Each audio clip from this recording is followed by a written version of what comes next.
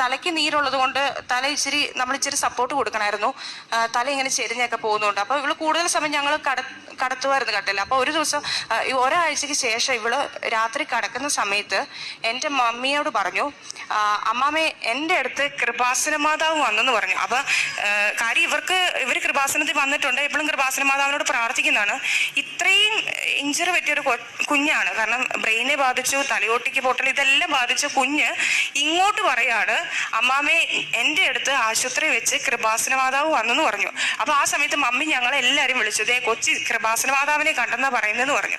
അങ്ങനെ ഞങ്ങളെല്ലാം വന്നപ്പോൾ മമ്മി അവളോട് ചോദിച്ചു, ഇസബെല്ല മാതാവ് എങ്ങനെയാ വന്നേന്ന് ചോദിച്ചു. അപ്പൊ അവള് പറഞ്ഞു, മാതാവ് കടലിന്റെ മേളിൽ കൂടെ വന്നെന്ന് പറഞ്ഞു. അന്നേരമാണ് വീട്ടിലുള്ള ഫോട്ടോ ഞങ്ങൾ നോക്കുമ്പോൾ നേരാണ് മാതാവിന്റെ പിറകെ തിരമാല ഇങ്ങനെ അടിക്കുന്ന ഒരിതുണ്ടല്ലോ.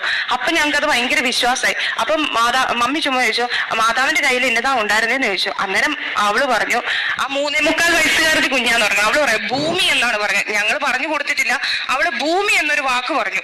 ഞങ്ങൾക്ക് അന്നേരം ഭയങ്കര വിശ്വാസമായി, ഇത് മാതാവ് ഇടപെട്ട കുഞ്ഞ്. അറിയാം, കാരണം ഡോക്ടേഴ്സിന് ഒരു പ്രതീക്ഷയില്ലാതെ പോയ കുഞ്ഞാണ്. ആ കുഞ്ഞിനെയാണ് മാതാവ് തിരിച്ചു തന്നെന്ന് എല്ലാവർക്കും അറിയാം.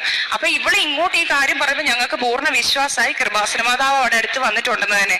അതുപോലെ തന്നെ മമ്മി ചോദിച്ചു, അന്നേരം വേറെ ആരെ ഇസബെല്ല വന്നെന്ന് ചോദിച്ചപ്പോൾ അവള് പറഞ്ഞു, ഈശോയും വന്നു എന്ന് പറഞ്ഞു. അപ്പൊ ഞങ്ങൾ ചോദിച്ചു, അപ്പൊ ഈശോ എങ്ങനെ വന്നു?